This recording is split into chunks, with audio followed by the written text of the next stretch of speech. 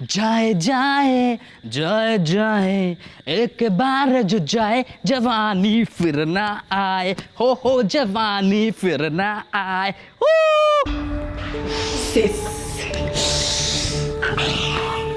এত আনন্দের কি হলো তো আমি বুঝতে পারছি না। আনন্দের কারণ আছে, কারণ হ্যাঁ অলি ডার্লিং কেমন সুসুর করে এই বাড়িতে চলে এলো। হ্যাঁ, এইবার রাহুলের হাত থেকে মুক্তি পাবে কি করে? তুমি ওই আনন্দেই থাকো, যাকে সে তুই যাই কর কর, তোর ব্যাপার, আমার আর কি। আমি তো চললাম ইউএস। কি? কবে, কখন, কোথায়, কিভাবে, কোনো ইনফরমেশন নেই? মানে কি বলছিস তুই? এই তো বলছি। এটা বলার কোনো ধরন?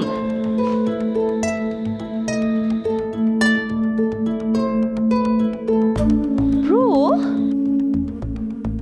একা যাচ্ছিস না কারোর সঙ্গে যাচ্ছিস?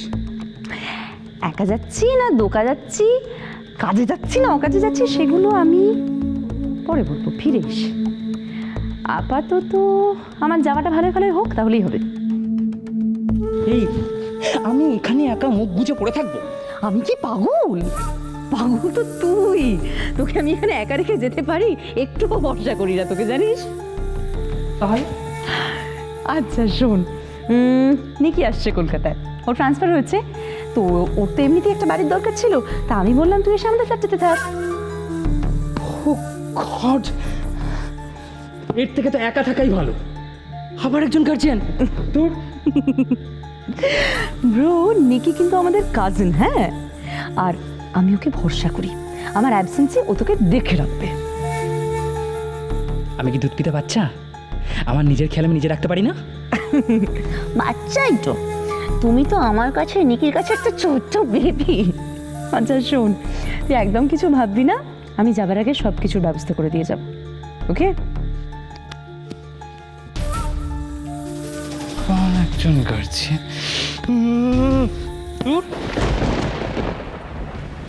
কোথায় ছিলে তুমি এতক্ষণ পুজোর দিনে? আসলে উত্তরটা আমার দেওয়া উচিত আপনাকে, আর সরিটাও আমারই বলা উচিত। আমি আমার আজ ওটি থেকে বেরোতে অনেকটা লেট হয়ে গেল, আর এইসব ব্যাপারে আমার সেরকম কোনো এক্সপিরিয়েন্স নেই। ভাবলাম যে বাড়িতে পুজো চলছে, কাউকে ডিস্টার্ব করাটা ঠিক হবে না, তাই অলি হেল্পই। তাই তুমি অলিকে সঙ্গে করে নিয়ে গেছিলে, তাই তো? দেখলি তো ছোট মেয়ে আমাদের বিয়ের আগেই কিরকম গিন্নি বান্নি হয়ে গেছে। বললাম না তোকে, মেয়েরা সব শিখে যায়। এই দেখ, মিষ্টিও কিনে এনেছে। আমি একটু আসছি। হ্যাঁ, এগুলো একটু ভেতরে। হ্যাঁ হ্যাঁ হ্যাঁ, আমি রেখে দিয়ে আসছি। আর তুমি এসো বাবা, দাঁড়িয়ে আছো কেন? বসো। অলি যদি অরূপের সাথে বেরিয়ে থাকে, তাহলে কনক কোথায় গেল? ওকেও তো অনেকক্ষণ দেখছি না। আর সাত্তুকে কেউ কিরকম একটা লাগছিল, বেরিয়েও গেল বাড়ি থেকে।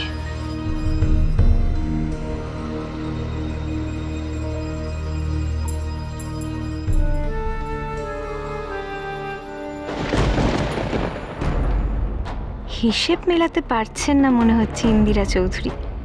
সব সময় কি আর ধুয়ে ধুয়ে চার হয়? এরপর তো যা দেখবেন তাতে চমকে 24 হয়ে যাবেন পুরো। ওই তো ওরা এসে গেছে।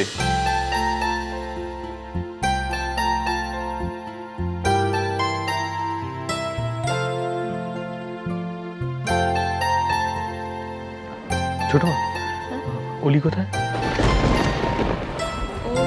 ওমা, সে তো আসা মাত্রই গটমুটিয়ে উপরে চলে গেল।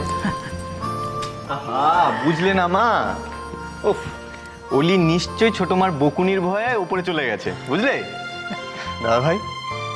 আমাদের অলিটা কিন্তু একদম ছোটই রয়ে গেল। বল। মোটেই না, জানিস আজকে অরূপের সঙ্গে গিয়ে কত কি পুজোর কেনাকাটা করে এনেছে। তোদের ছোট্ট বোনটি আর ছোটটি নেই, সে এখন বড় হয়ে গেছে। বাবা, তাই নাকি? আর আমি আর দাদা ভাই ও কোথায় গেছে সেটা ভেবে খামাখা টেনশন করছিলাম। আমি বুঝতে পারছি আপনারা সবাই ওকে কতটা কেয়ার করেন। তাই বলে বিয়ের পরেও কি এরকম নজরদারি চলবে? হ্যাঁ না, মানে তাহলে কিন্তু আমি খুব ভয় পেয়ে যাবো। শোনো শোনো ডক্টরবাবু, শোনো, যখন চৌধুরী পরিবারের সব থেকে ছোট মেয়েকে বিয়ে করছো তখন এতটুকু নজরদারি তো সহ্য করতেই হবে।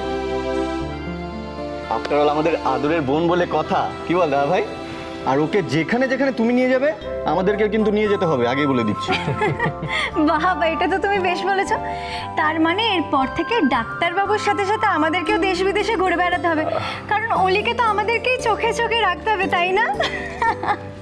এই বাবা, তোরা কি রে আগে থেকে ওকে ভয় পাইয়ে দিচ্ছিস? অভ্র, আমি কিন্তু তোমাদের কনভারসেশন খুব এনজয় করছি। And you are still the same naughty. Class 4-এ যেরকম ছিল ওই রকম আছে এখনো।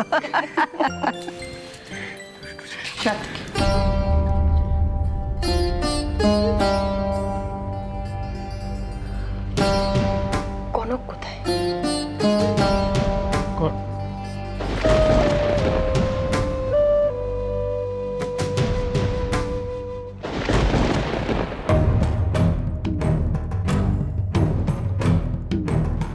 তুমি কোথায় ছিলে এতক্ষণ কনক?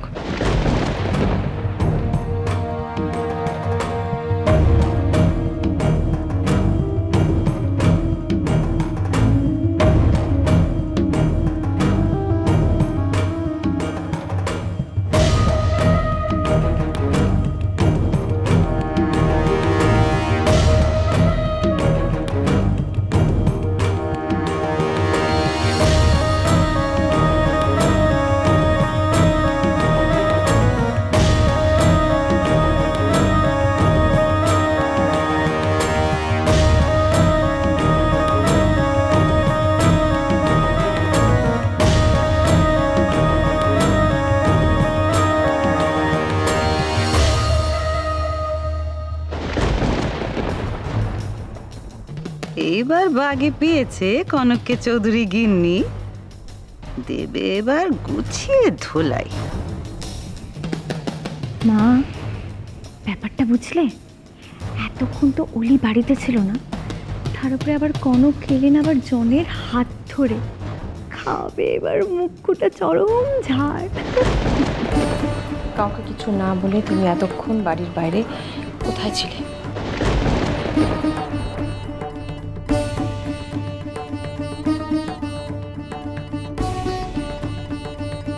মাকে তো কোনোভাবেই জানাতে পারবো না সত্যিটা।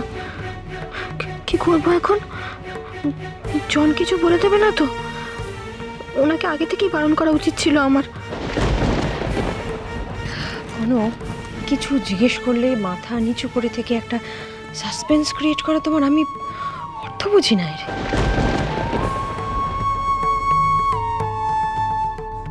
একটা সহজ কথা সহজ করে কেন উত্তর দিতে পারো না তুমি? কোথায় গিয়েছিলে আমি জিজ্ঞেস করছি তোমাকে।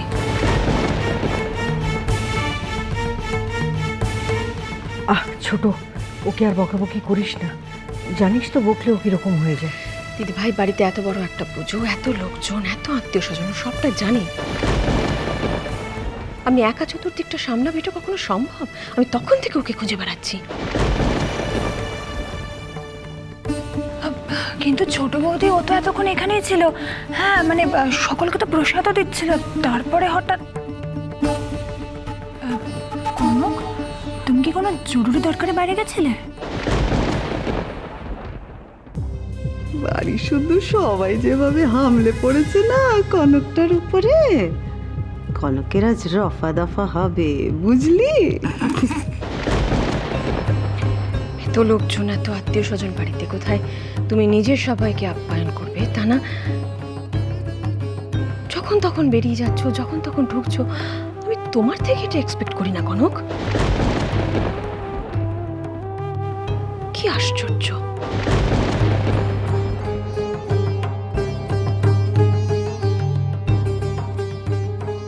তুমি জানো কনক যে বিয়ের পর এটা তোমার প্রথম জন্মাষ্টমীর পুজো, সেদিনকে বললেন তোমাকে রাঙামা। I am sorry Mrs Chowdhury, আমি আপনাদের ফ্যামিলি ম্যাটার্সে ইন্টারফিয়ার করতে চাই না, কিন্তু কনক তো জনের সঙ্গে বেরিয়েছিল। জন, হ্যাঁ জন, কোথায় গিয়েছিলে তোমরা?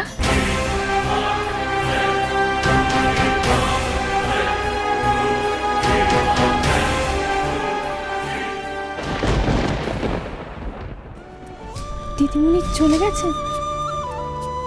কার কথা জিজ্ঞেস করছো? তোমার ম্যামের না জনের? মানে তুমি অতটা অবুঝ নও যে তোমাকে সব কিছুর মানে বুঝিয়ে দিতে হবে।